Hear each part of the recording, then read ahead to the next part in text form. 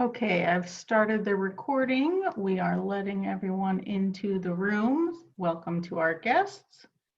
We will be putting Van Nelson into the waiting room as he has a conflict of interest with our first application. We should probably do that, Deanna, after we do the intro and the script and everything. Sure, okay. Yeah. I'll bring him back in. We asked the panelists to introduce themselves on the recording. Gotcha, okay, he's back in, go for it. That's not helpful. You'd think you wouldn't have to mute your phones on a virtual call, but I do. Okay.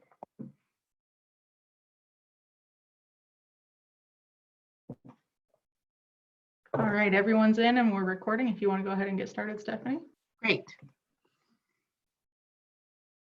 Hello, everyone. This is a public meeting of the Community Foundation of Randolph County to review the Indiana Arts Commission Regional Initiative Grants. This morning's panel will review the Region 5 Fiscal Year 2021 Arts Project Support Grants and Arts Organization Support Grants. My name is Stephanie Haynes, and I am the Arts Education and Accessibility Manager for the Indiana Arts Commission. Today is Friday, April 24th, 2020, and we are meeting by conference call and streaming live from a webinar. We welcome applicants who may be listening in today and would like to remind you that you are muted for this entire review.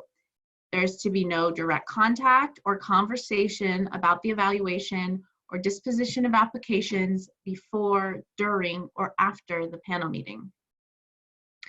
At this time, we would like to ask the panelists and staff to introduce themselves, stating their name, occupation, and where they are from in the state. So let's start with Emily. Good afternoon. My name is Emily West. I am the Executive Director of the West Foundation, and I live and work in Indianapolis, Indiana. Thank you. And Van.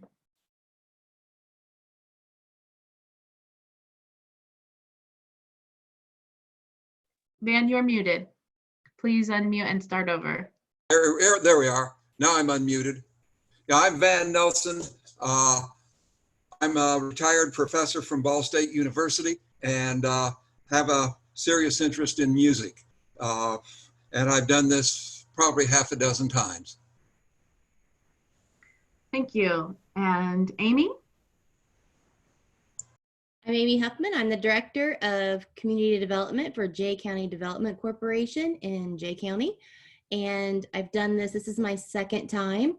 And I am a local grant writer and administrator with also an interest in the arts. Thank you. And Greg? Yes. Hi, everyone. Greg Beimer. I'm from Modoc, Indiana. Retired, but the former executive director of the Randolph County Economic Development Corporation. And this is my second time as a review panelist as well. Thank you. And Chris? Hi there, I'm Chris Harrison. I'm an architect in training with Ratio Architects in their Indianapolis office. I live here in Indy, formerly in Muncie, where I first got involved with the IAC doing this panel 3 years ago. Great, thank you. Thank you all for being here today. Now we will begin the panel review. This is how the process will work. I will announce the application we will review and ask the first reader to begin the discussion. The first reader will provide their assessment of the application based upon the evaluation criteria and their perspective. Panelists, please note that the applications do not need to be recapped since everyone has read it. Just provide your comments.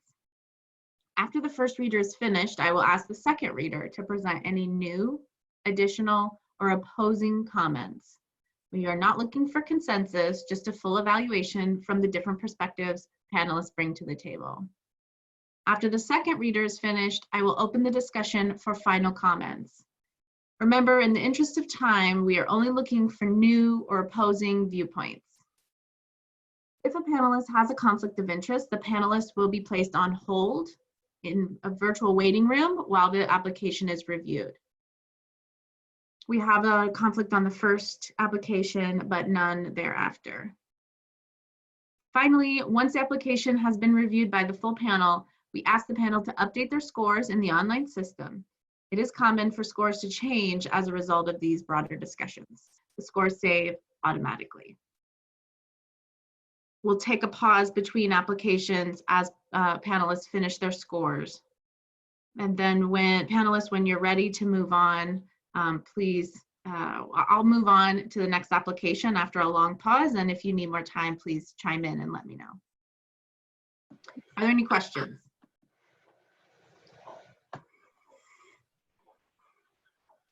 We're all doing this via Zoom for the first time, so we will give grace to everyone and everything that's happening tech-wise and otherwise today. So we'll all be doing our best. Let's begin. We will start today with the application from Masterworks Chorale. The first reader is Greg. Van has a conflict of interest, so we will place Van in the waiting room and we will not forget you out there, I promise. He is now in the waiting room. Thank you. Okay, Greg, please start the discussion. Oh, Greg, you're on mute.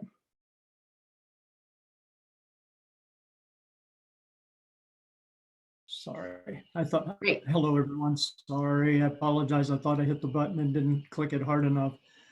I was impressed with the Masterworks Chorale application. I particularly thought that their involvement with the Muncie Civic Theater and potentially also with Ball State University helped them broaden the scope of their performance in that it's a new format. And I think that new format makes it more affordable for the Masterworks production team, as well as for the people who are buying the tickets. The diversity of the board of directors of Masterworks, I think, speaks for itself as far as its willingness to reach out to multiple members of the community. And I also thought that they had a good planning process from start to finish, how they're going to work through all of the intricate details. With over 100 participants involved in the various stages of the development, this project also has a great reach in the community. And then when you add the collaboration of Muncie Civic Theater and the Muncie Symphony Orchestra and their channels and their connections that they have in the community, I felt that the application and the endeavor is very worthy. And it should be a wonderful addition to the arts in East Central Indiana.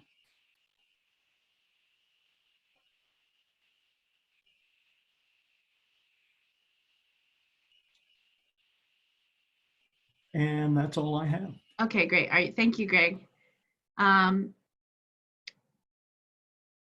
Emily, you're a second reader, please. Any additional or opposing comments? I think I have some additional. I hope I don't overlap too much here. I thought also there was an excellent use of community partnerships, and it's nice to see an organization taking on a new artistic element in its offerings.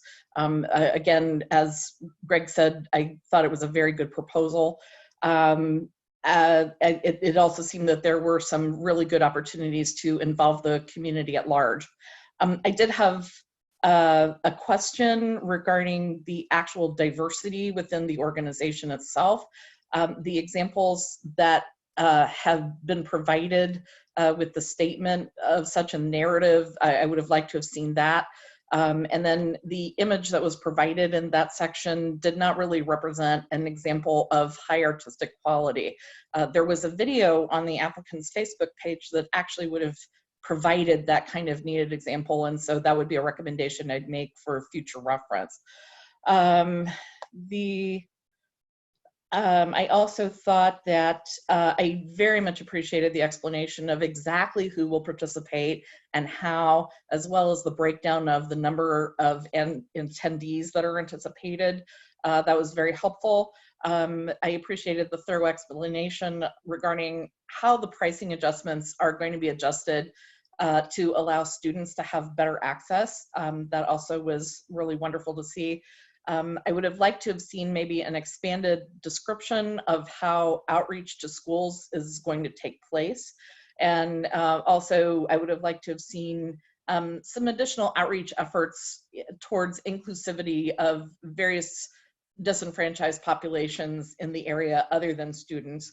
I think the organization's promotional brochure is quite attractive.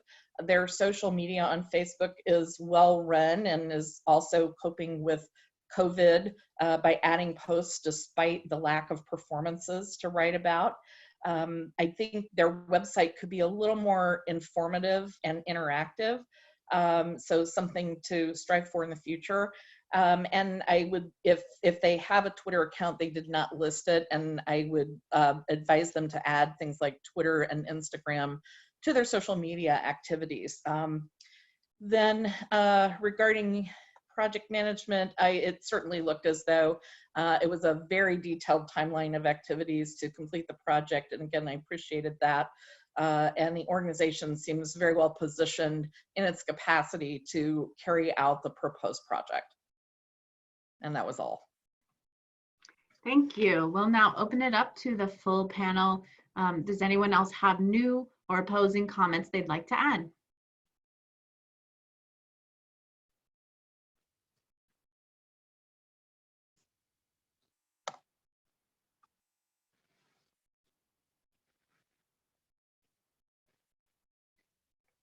I'm trying to see if anyone's speaking with their mute on, but I don't see any. So with no further comments, I will ask all the panelists to finalize your scores in the online system, update any comments as needed, and I will wait maybe 20 seconds to 30 seconds.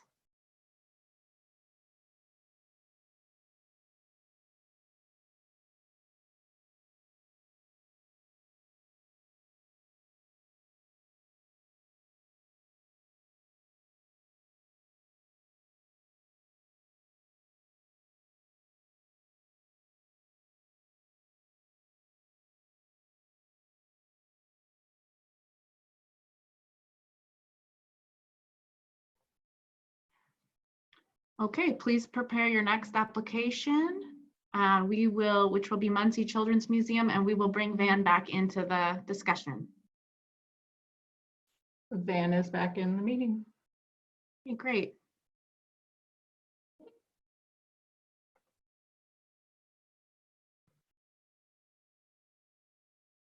Okay, we'll move on to the next application, Muncie Children's Museum. Our first reader is Emily. This was another very good proposal, I thought. I would say that regarding artistic quality, the applicant provided a very clear description of an excellent interactive, multi-dimensional artistic experience. And in fact, I was very excited to read about it and would love to attend. I think by combining the listening experience with manual building and playing experiences, the participants are going to be very likely to retain and be positively affected by the program. I think it's a strong partnership with the Muncie Symphony Orchestra, and it's an innovative expansion of the programs that MSO is already offering. Additionally, I think the marketing materials appear quite adequate to promoting the program to potential participants. A slide comment on the flyer is that it would be nice to see it distributed in additional places. For example, at social service agencies that work directly with families to further increase outreach beyond current museum members and attendees. I'd like to see a description of community outreach that provided a more detailed plan for community outreach as defined by the Indiana Arts Commission. And I would have liked to have seen in reference to actually drawing input from the communities. And I would like to have seen board of directors information on the website in order to better determine participation from a diverse community. Regarding project management, I think the organization appears to have quite adequate capacity to manage their programs and their social media and other elements. The program appears to have been appropriately planned with a strong partner and a very feasible timeline for achievement. There was an error in the budget outline for the project regarding in-kind donations, which I think were inadvertently counted twice, both in cash contributions as well as in-kind records. I am guessing this was simply a clerical error, but do need to make a note of it in the application. And that is all that I have for this, this packet. Thank you, Emily. Van, you're the second reader. Do you have any new or opposing comments? No, I concur that this is an excellent way to introduce young people to the instruments of the orchestra. One thing that I did note here, and it's just probably just me, but I wondered if maybe there was a communication between the musicians and the staff of the Children's Museum as to the type of music to play. I'm sure that they'd pick something appropriate. You know, I gave an example to them of maybe a nice movement out of Dvorak's American Quartet, but not something by a tonal thing by Roger Sessions if they had a string quartet doing the work. But I thought that they would probably choose music, and I felt that was a very good way to do this. Let's see if I have anything else down here. I've got this on my other machine. The evaluation of the success for future projects I thought was very good. And I found the marketing materials appealing. And one more thing here. The budget appeared to me to be reasonable for the project.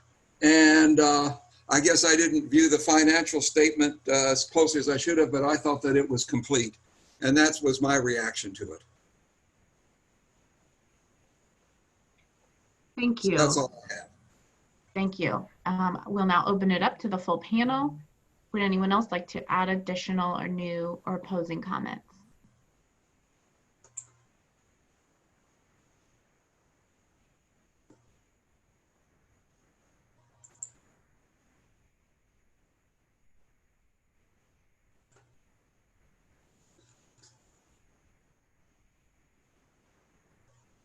Okay, hearing none. I will ask you all to finalize your scores in the online system and update any comments as necessary. I'll wait 20 to 30 seconds and let me know if you need more time when I begin the next.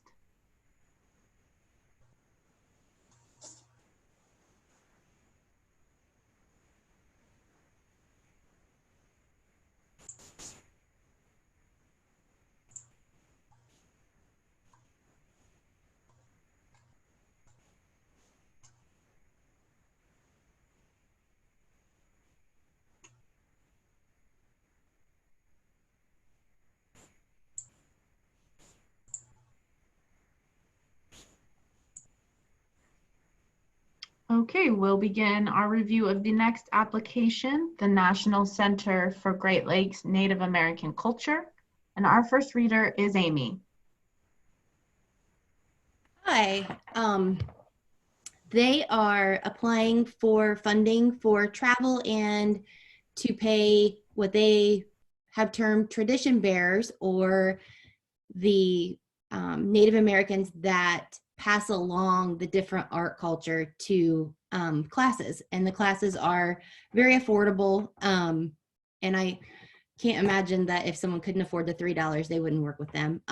But I think there's a couple places where they could be a little bit stronger, more formal mission statement I think would be nice. They describe their mission, but it wasn't in a statement format, and they may want that in the future so that they can check their activities from time to time to make sure that they're not experiencing mission drift like some of us do. They bring in great tradition bearers to do these classes. that have been passed down from generation to generation, and not just somebody who can do beading and things like that. So I think the authenticity of it is fantastic. They might be a little bit stronger on gathering community input for evaluation in the future, but overall I thought it was a strong application, and they do something very unique and very needed to pass that tradition down from year to year and from generation to generation.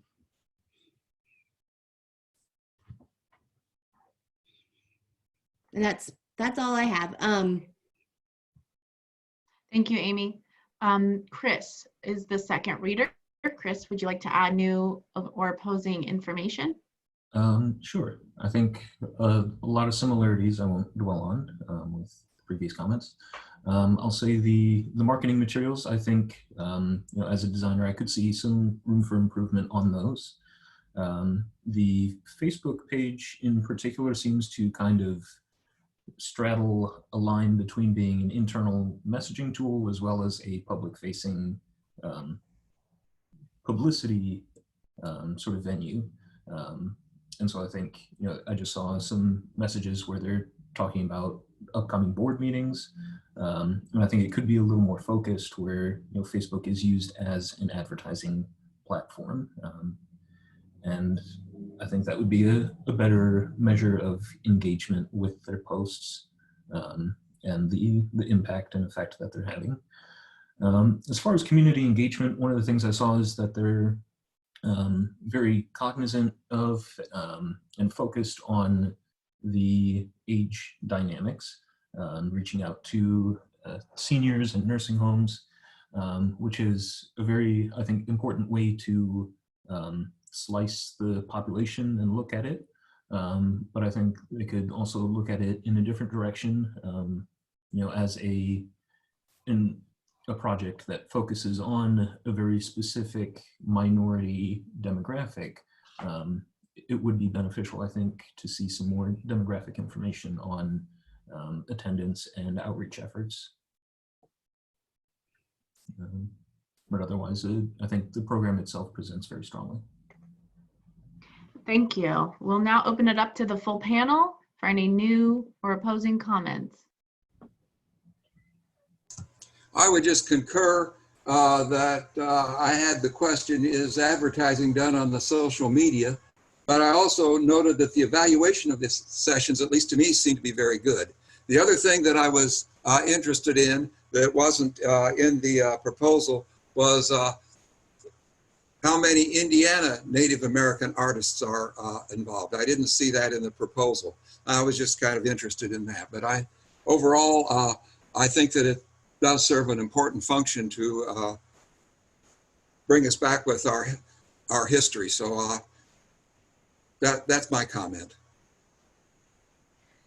I also had a couple comments. One was first that I want to compliment them on their very beautiful and artistic logo that said a lot about who they were, as well as being attractive. Additionally, I think it's fantastic to have an all-volunteer organization, but as they're planning on expanding to some other areas of new counties, etc., I have it raises concerns for me about their ability to manage all of that with a wholly volunteer organization. And so that might, while that does bump up, having employees bumps up your budget, it also helps ensure that there's a long-term attitude toward sorry, brain fade, blame it on COVID, toward the longevity of the organization being sustainable. But overall, I love what they're doing, and I do think one other thing I'd like to say is they while I do agree they could have additional input from the communities that they're serving. It's interesting that it almost is kind of a reverse outreach, that you're talking about an organization where their volunteers almost all have backgrounds from the Native American community, and it's an organization that's promoting the culture of the Native American community to a more general populace. And so the beauty of that is they're almost bringing the outreach to the greater population, as opposed to the greater population doing outreach to more marginalized communities. So that is a very nice thing to see.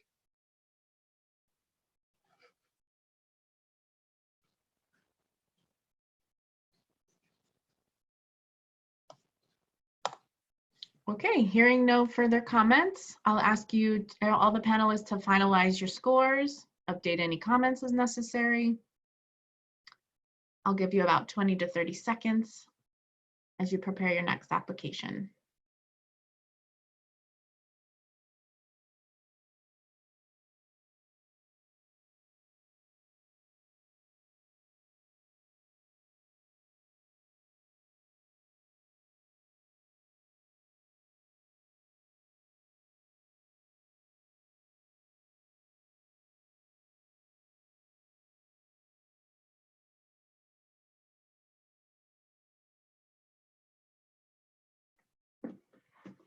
All right, we'll get started on our next application.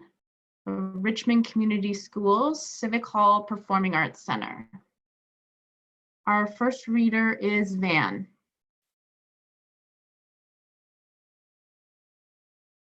Van, you are muted. Now I'm unmuted. You sound good. Okay. Let me see what I noted here.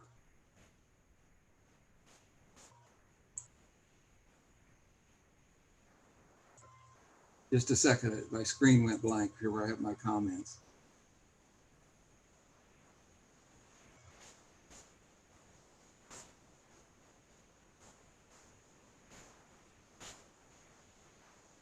Okay, I looked at this project, which has been going on for 26 years. One thing I would have liked to have seen is how the previous year's experiences contribute to the selection of artists that will be performing. The only link given to a performing group was the Black Market Trust, and I was interested in all the other things that they had programmed, so I was able to go along the line and looked at all the other groups, and I found everything except the Cowboy Camp, the musical. I assume this would be appeal to K-3 children.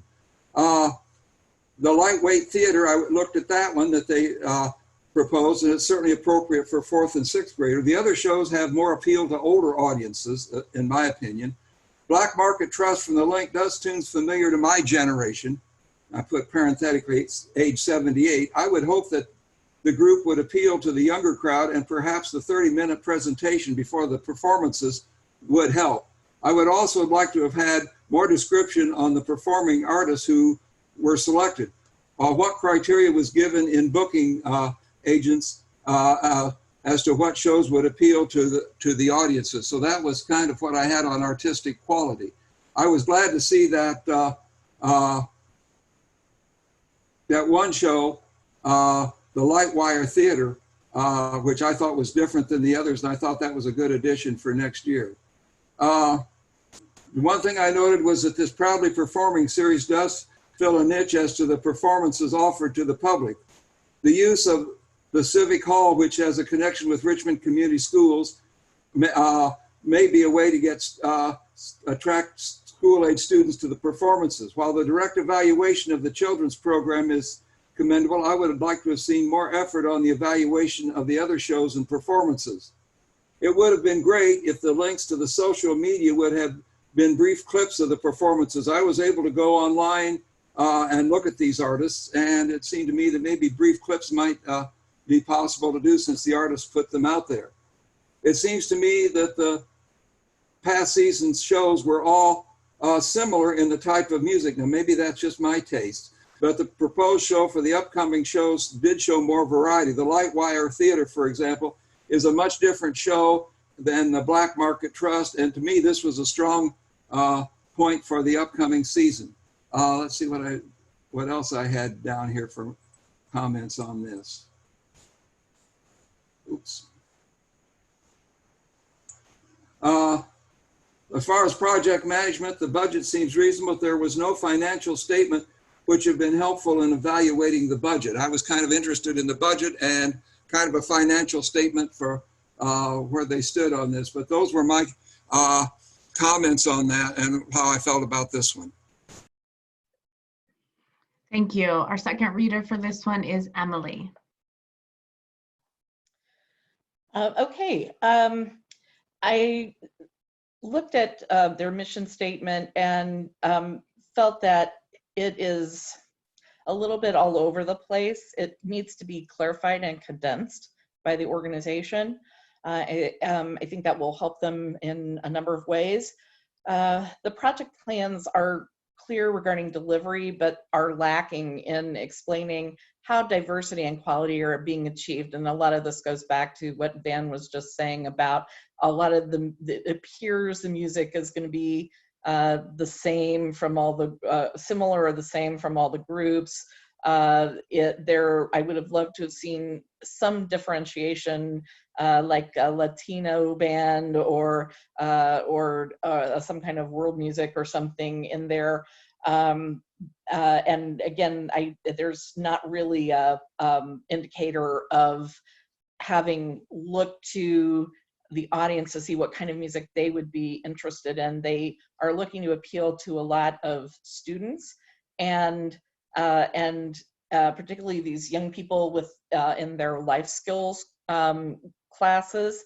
And one of the suggestions I had is that they might look toward not necessarily including a life skills student on the search committee, but involving those life skills students in providing input to the community or to the committee at large in the selection process, and maybe making some suggestions off a large list that the committee is looking at to say, we really like these people. I think it would add to that life skills education situation, and would also provide them some of the feedback from the audience they're trying to reach.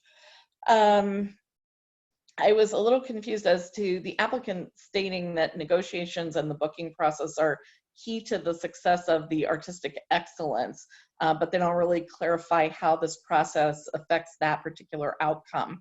Obviously, it's a necessary part, but I'm not sure how that is key to the success of the excellence. They did attach a video that showed a musical group of high artistic quality. I just think they could have, as Van was saying, included more examples. And I also, again, there's a question as to not just the diversity of the music, but the diversity of the performers. I had some questions as to the strength of the educational component as well, other than the life skill courses and this 30-minute chat after or prior to the performances. Sorry, and wondering what other outreach are they doing into schools to make use of the performers coming into this arena. And then because the examples that they did talk about regarding outreach really don't apply to the IAC's definition of outreach. Going further into that, they definitely serve an underserved population. However, again, they need to provide more evidence of community outreach. The success of the program seems adequate, but when you give me figures such as 70% of the house sold out to subscribers as success of the program, it's a little hard to gauge the success of that when you don't know how big the house is. And so a little more detail in the narrative would have been helpful toward gauging that. And also to know if the performances are selling out then from single ticket sales or programs to provide free or reduced price tickets to marginalized populations. I think they are working on fleshing out the additional grade levels for the educational component, which is terrific.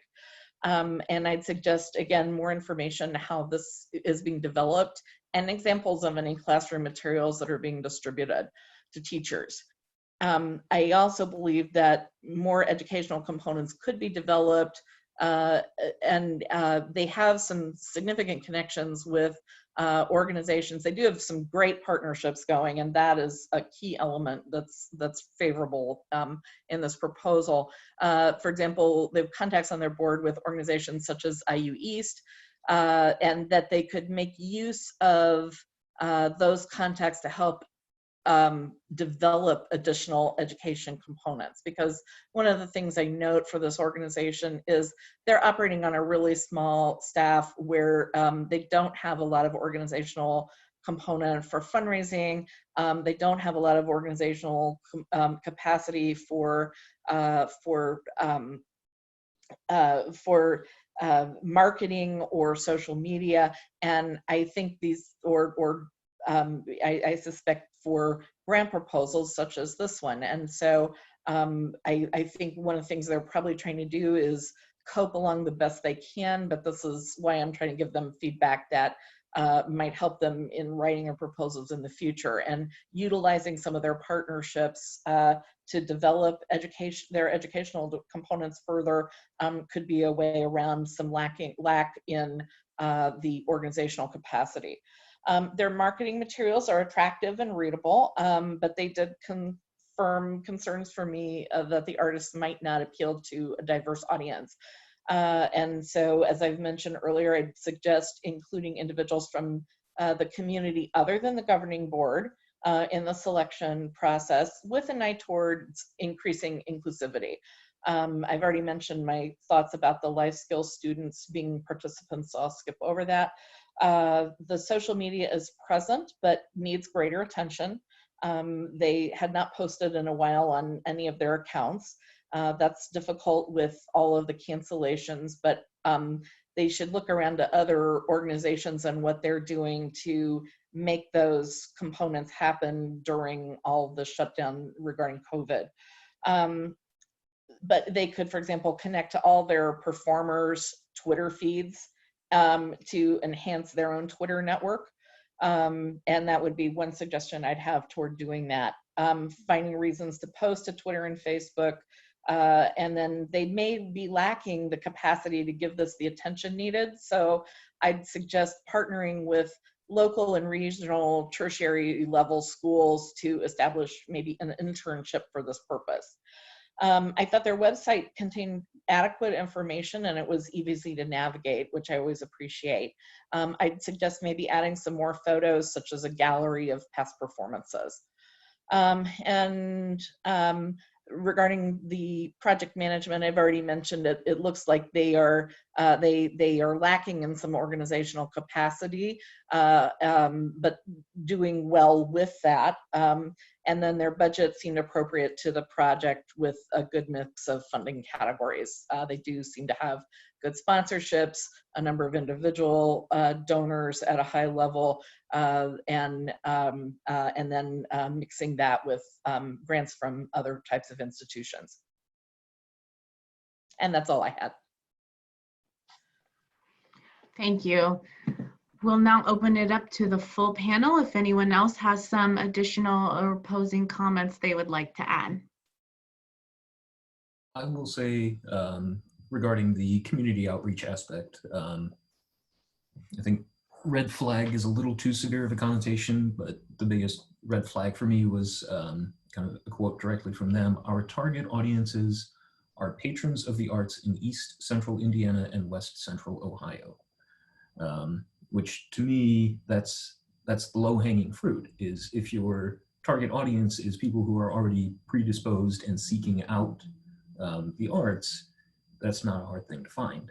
And so the question then is, what are you doing to find people in East Central Indiana and West Central Ohio who couldn't just jump on I-70 and come over to Indy for the night or go over to Columbus for a symphony concert? What are you doing to find the people locally, reach out to them to get the arts in front of them? And so that was just, I think, my biggest concern with that portion of the application. And that was related to the community engagement criteria? Yeah. Any So other new or specifically opposing looking comments? more at the idea strategies and that sort of framework and Yep. how that presents itself.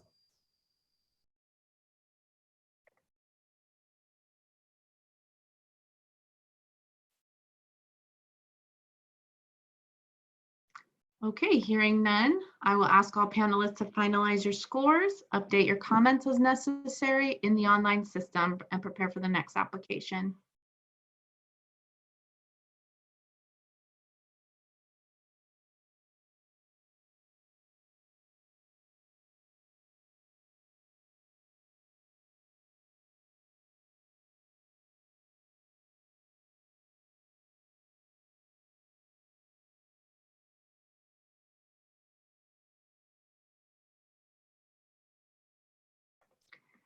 So this is our halfway mark. I want to check in with our panelists, see how they're doing. Does anyone need to take a break?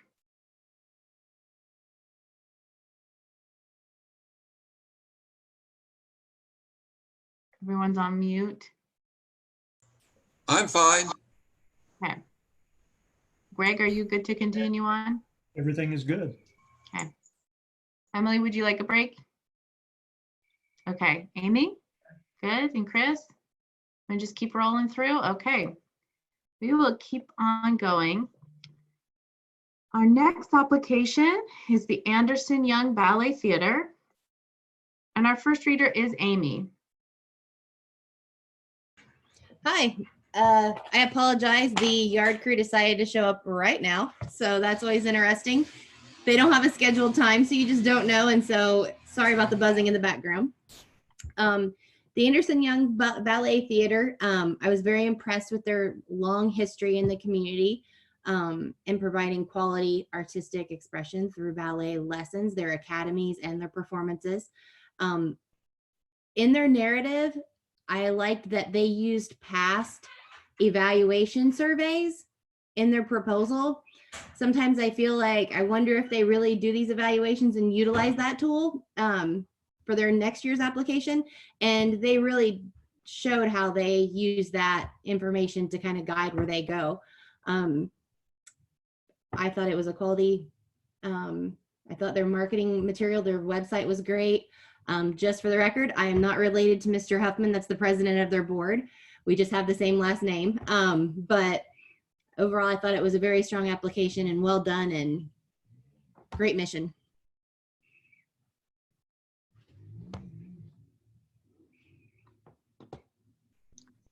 Great. Our second reader is Greg.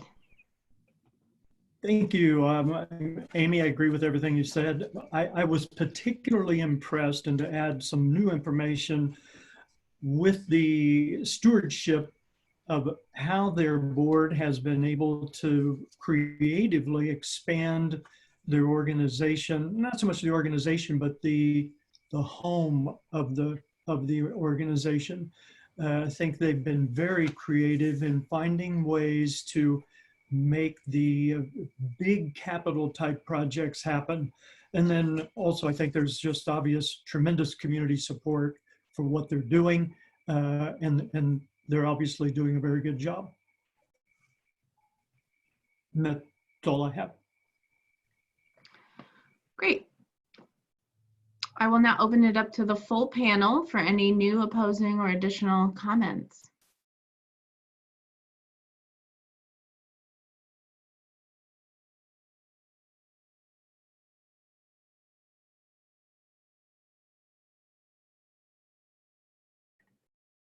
Okay, hearing none. I will ask all panelists to finalize your scores, update your comments as necessary, prepare for the next application.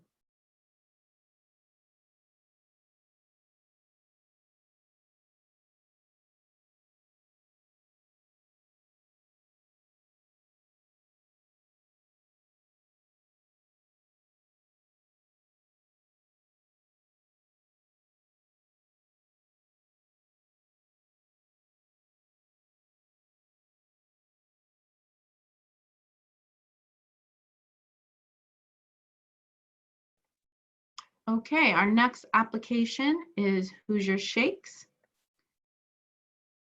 And our first reader is Chris. All right. So looking at this, kind of the first thing that popped out at me under the organizational aspect was in their financial documents. The program income was expected to increase from about 2,000 to 15,000, and I was unable to find a justification for that or how such a drastic increase was going to happen. If I missed something, please let me know. They said something at one point about the $10,000 for educational programming was their most significant adjustment, but I would really like to know how they expected to increase that income in the other category. Otherwise, I think a very strong application. There's, I think, a good broad effort to market to different groups and demographics specifically. They're very light on the data though.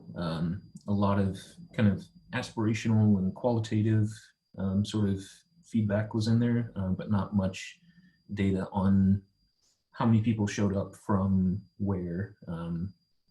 And given the longevity of the organization, it's a little surprising that they didn't quite have that. They did mention that they have the intention to bring on some PR professionals, which I found promising. And I think that will serve them very well if they can do that. Overall, a lot of those things kind of read like a wish list though, like these are the things we want to do. But I was missing in several places kind of that the sense of commitment in the writing, kind of a dedication to not only is this what we want to do, but here are a few more specific steps of how we hope to achieve that. And I think I just needed a little more detail there to kind of connect the dots. Because I think the aspirations are great, but the point is to figure out how to get from A to C. I think their online and digital presence is very well developed, and it's very polished, but it is not generating any sort of substantial engagement. And I know organic growth and sharing is always number one, but I think putting some money into sharing posts and getting them outside the bubble that every Facebook group creates around itself, and trying to, push some advertisements through marketing into different communities, different users online would serve them very well. Again, just with the kind of the broad language used, they talked about the curriculum that they're planning to develop. I just wanted one step further of what classes are you developing this curriculum for? Presumably there's an easy way to do theater outreach, and probably it's not a stretch to imagine an English class or a literature class where you could develop something. But I just wanted to see that kind of spelled out a little more thoroughly and what they were a little more specifically planning to do. I think that's the overview I've got.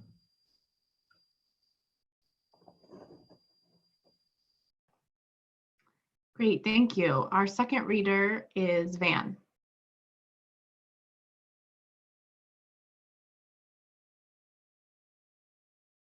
I concur with most of those comments. The marketing plan seemed good to me, but a link to a production would have been helpful. If they video recorded a part of a production, I don't think it violate copyright laws, as Shakespeare's been dead for quite a while. The educational program for the schools is good, and they did have a plan for the for the evaluation of the performances, and that's kind of a point that I like to see handled.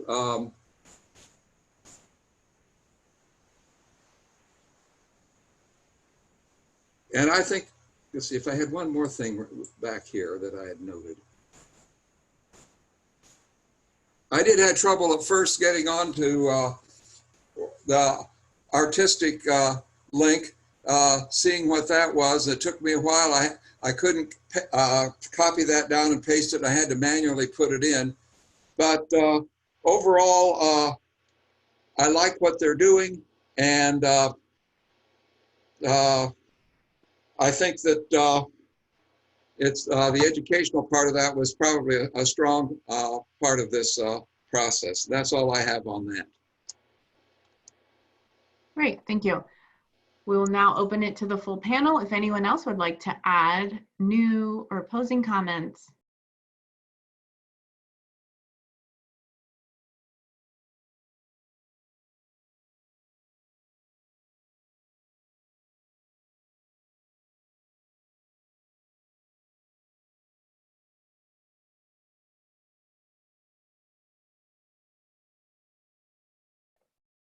Okay, hearing none, I will ask all the panelists to finalize their scores and make any updates to comments that are necessary.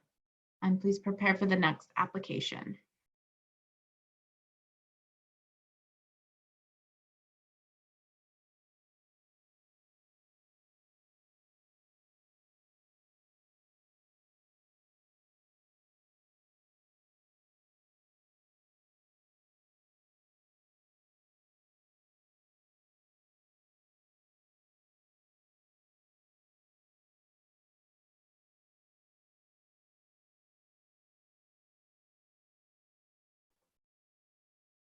All right, we'll start our next application review, which is the Richmond Civic Theater.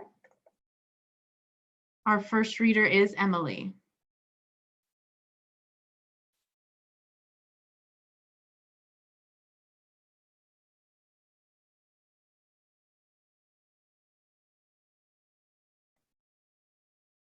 Hi, Emily, you're muted. Sorry, I thought I hit it. I had just needed an extra minute to pull up what I needed. And so this is a very long-standing organization in Richmond. It's been around since the 1940s, I believe. And therefore, I always assume a part of an integral part of that city's artistic landscape. And I think, generally speaking, having reviewed it numerous times in the past, I always think it's a strong organization. It was exciting to me to see that they are growing their membership. I believe they stated by 200 members in the last year, which says, again, good things about people are continuing to be drawn to it.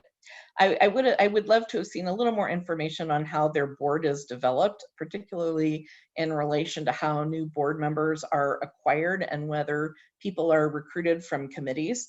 Additionally, information on how board diversity is created would have also be useful. I think it's excellent that they have 100% board participation and charitable gifts to the organization. I did find the fiscal narrative a little confusing and could have used a bit more detail.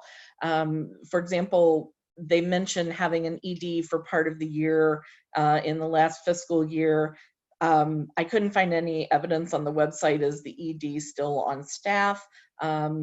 If so, it's not reflected in the website. And if the ED is not still on staff, the purpose for having the ED, as stated, was to assist with more fundraising. And so if there's no longer an ED, why is that?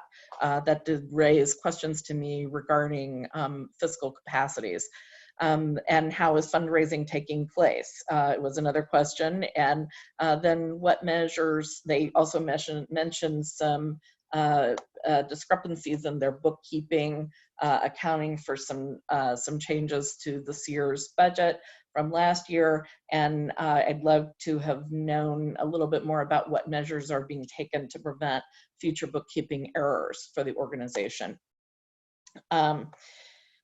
Then further down, in community engagement section, I noted the organization has strong programs to provide outreach to disadvantaged populations. In particular, it works with youth at boys clubs, girls clubs, senior centers, and others then who cannot afford to attend or reach the theater with programs such as Radio Works. And these are all wonderful ways of assisting with outreach. The video that was attached to the application showed some diversity of program participants and attendees. It would have been nice to have seen evidence of additional community partnerships or outreach to marginalized populations through surveys or focus groups, because I think that's a new step they could take. The website is informative, although it could use some updated photos, such as the kind that are seen on their Facebook account. They have 4,100 likes on Facebook, which I think is terrific considering the size of the population and the region they serve, et cetera. That it takes a long time to acquire social media followers, and 4,100 is an achievement. Their Twitter feed needs attention, as it apparently has been suspended for breaking Twitter rules. And I'm not sure what happened there, but they do not currently have a Twitter account. I think for them, Instagram might also be very useful because they have a visual art component in their acting and their theater, and I understand it's hard for them due to copyright issues to put up videos of actual performances, but photographs that they can put up. And so things like Instagram are wonderful for that kind of public publicity. Regarding their education programs, I think they have a good description of arts education programming and how it's delivered in the narrative of their proposal. I would have liked to see more information on how the organization provides access to arts education for the disadvantaged populations that they serve. And then other than theatrical training, are there other outcomes the organization is striving to achieve? Do their education programs feed into their productions, for example, and if so, how, and do they have any idea of what frequency with which that occurs? I really like to see the study guides they had for education programs in schools published on the website. It was very nice to be able to take a look at those. And other than that, it's a strong organization, and I congratulate them on all their good work, and that's all I had to say. Thank you, Emily. Emily, you did a great job. You do a beautiful job of sticking to the criteria, so I really appreciate that. But you did mention in the very beginning that you had reviewed this application before, which is fine. But the organization. The grants, right. Yeah.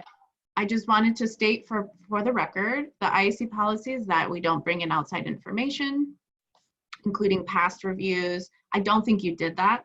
This is not, I'm not reprimanding you. I think you did a lovely job reviewing the application. But for the record, for all the panelists to know, we ask that you don't bring outside information in. Sure, thank you. We do not have a second reader for this application, so I will now open it to the full panel to add more comments, additional or opposing. About the only thing that I could add was that I thought the financial statement was very thorough. The artistic example for that one link to me was an artistic example, but to show the quality of the productions. But then when I went on Facebook, for the information that the organization has on Facebook, there were very, very positive comments, and that impressed me. I wondered a little bit about how the fiscal year income seem to have decreased over the last 3 years. Maybe that's typical of what happens. I realize that while athletic organizations are in business to make as much money as possible, arts organizations have to watch out and lose as little money as possible. And that's the one thing that I saw there. But overall, I agree with the findings of the previous reader.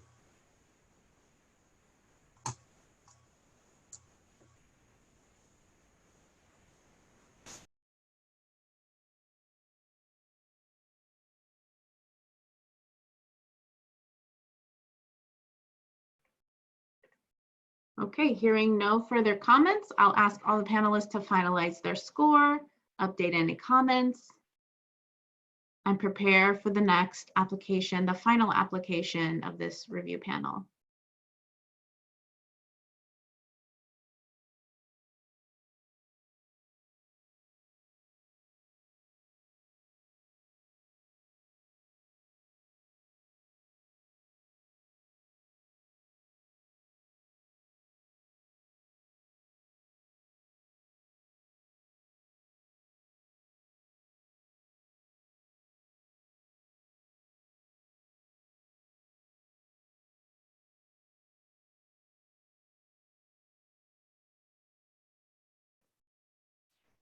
Okay, we will begin the review of the next application, the Quilters Hall of Fame, and our first reader is Greg. Thank you, Stephanie, and I will say what an application maybe to wrap up our evaluation this afternoon. And Amy, you're the second reader, and I'm going to be relying on you heavily to maybe counterbalance what I'm going to say. I would like to just, a personal note, I live on a farm, and on my barn, we have a barn quilt, and you've probably heard or maybe been on barn quilt tours. The quilt on our barn is called a shoe fly pattern. And I mention this only because I really do understand the significance of quilting. And I clearly acknowledge that it is an art form. I really do appreciate the fact that this organization has a long history of successful operation in the Marion, Indiana area. I think it's very good that they honor people that have had a lasting and long-term impact on the quilting business or art. The organization, I appreciate the fact that they have certainly members who cover the entire country and even have a global reach. They provide tours, but at the bottom analysis is when I read through this application, I was trying to determine if it's sort of this quasi middle ground between tourism and art. And in some cases, the art can certainly be both, I'm sure, meaning no disrespect to the individuals who run this organization. It's been very successful. I admire them for what they do and keeping the art form of quilting alive and active right here in East Central Indiana. But at the end of the day, I had a feeling that it was almost like trying to fit a round peg into a square hole. And so appreciate everything and no disrespect to the organization, but I've even at the very 50,000 foot level kind of found a disconnect with what we're trying to accomplish. That may be just my bias. So Amy, what do you say?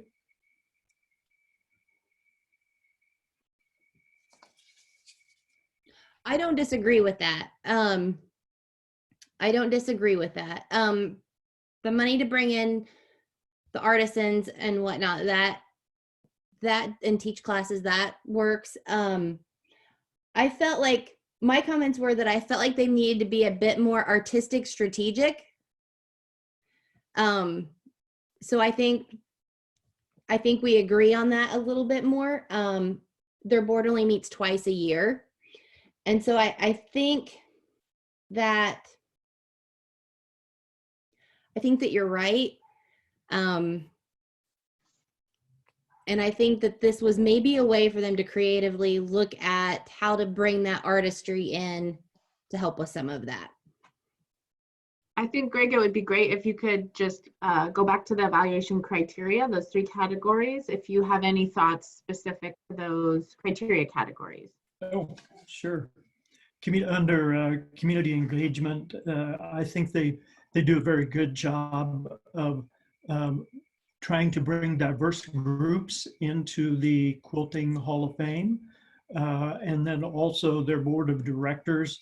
I think the expression of diversity on the board was between quilters and non-quilters. And certainly it's important to bring those professional people as well. Under project management, I do think that it's a very well-run organization, and I have no doubt that they are good stewards of the funds that they receive and the cause that they represent.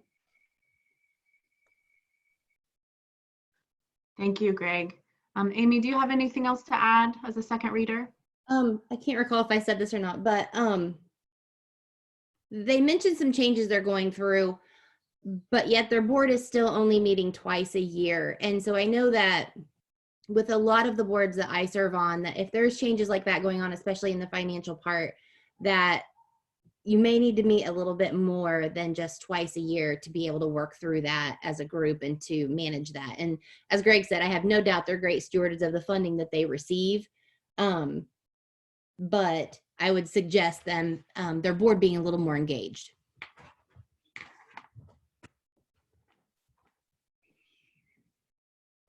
Okay, we will open it up to the full panel for any opposing, new, or additional comments.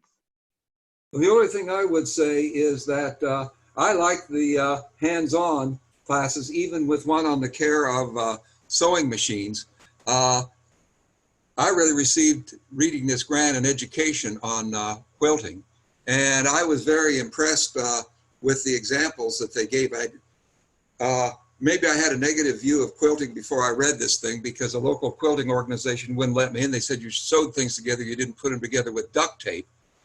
But on a serious note, we do have a quilting organization that uses our church facility, and I've kind of got a fascination for it. And then when I read this proposal, I was fascinated by that, and I was fascinated also by the building, that house that they've restored in Marion, Indiana. I think that that's a significant thing for that part of the community, to have an organization that has a national influence that has their facility in Marion, Indiana. So I found that impressive about the thing.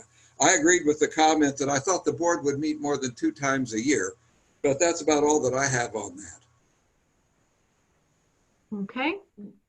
I have some additional comments. I hear where the readers are coming from. I think I too was very excited to see a national organization to what was actually noted as an art form located here in central Indiana, or eastern part of central Indiana, and to hear that it's receiving visitors from around the world, literally places like New Zealand. I think if they had a different name other than Quilters Hall of Fame, which does sound more like a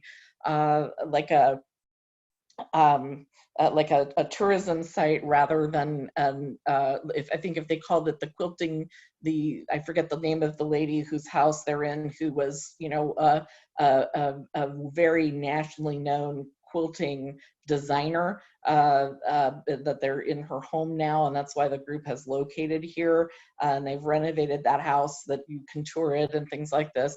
I think that they would, I think if they called it, the quilting, the so-and-so quilting museum, or quilt history museum or something like that, we wouldn't be having this conversation. I personally saw them more as an arts education organization that maybe had a profit building arm to it for earned income, such as the such as touring the house or buying books from their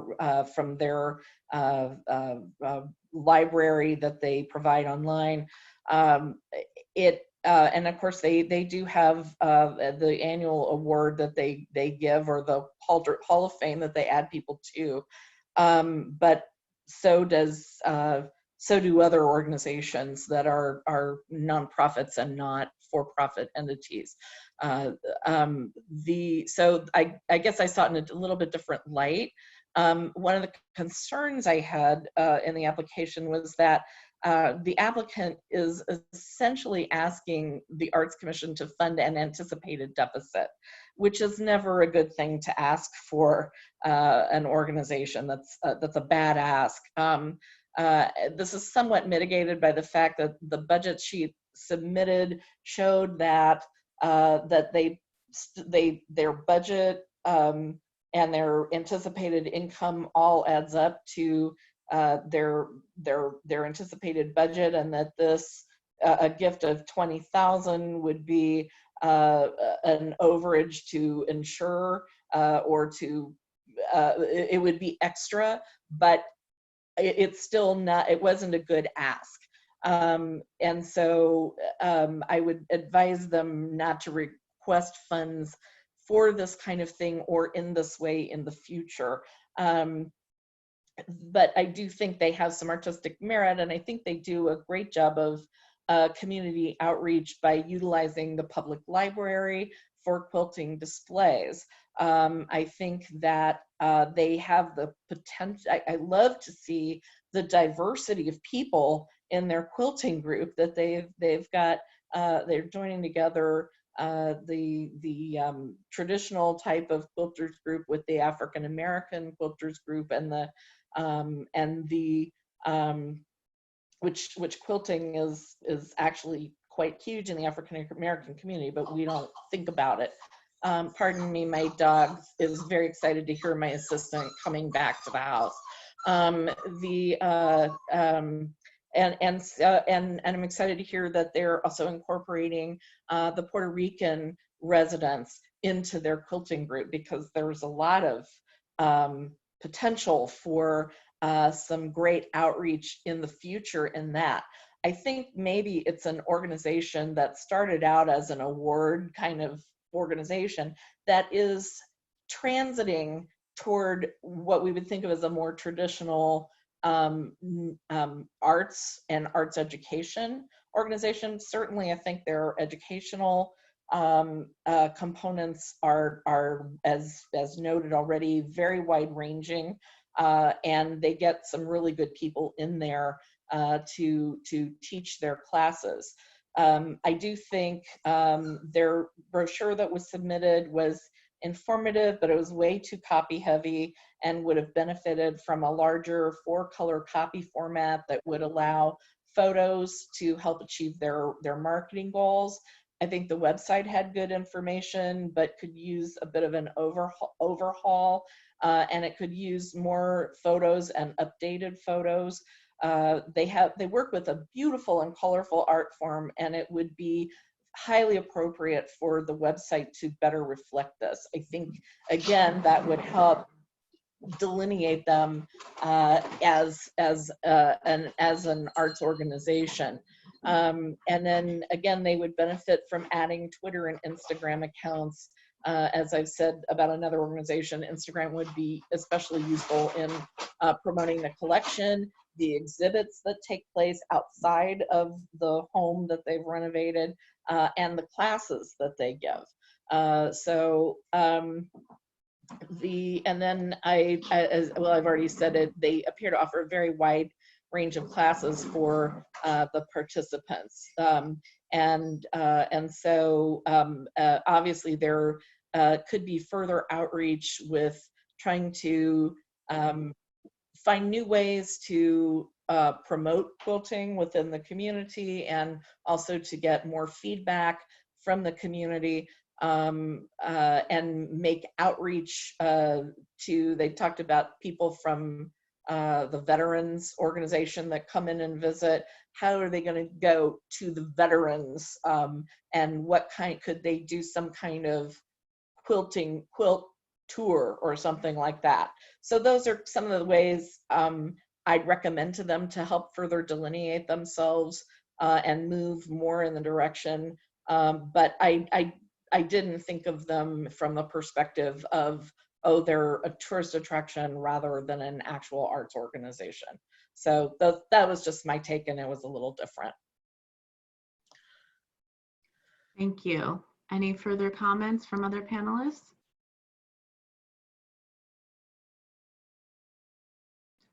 All right, hearing none, I'll ask all panelists to finalize their score in the system, update comments as necessary. And this concludes the fiscal year 2021 Region 5 Regional Initiative Grant, panel number 2. Thank you, everyone, for being here. Thank you. Enjoyed it. Thank you. Thank you very much. Greg, I got a question for you. You're from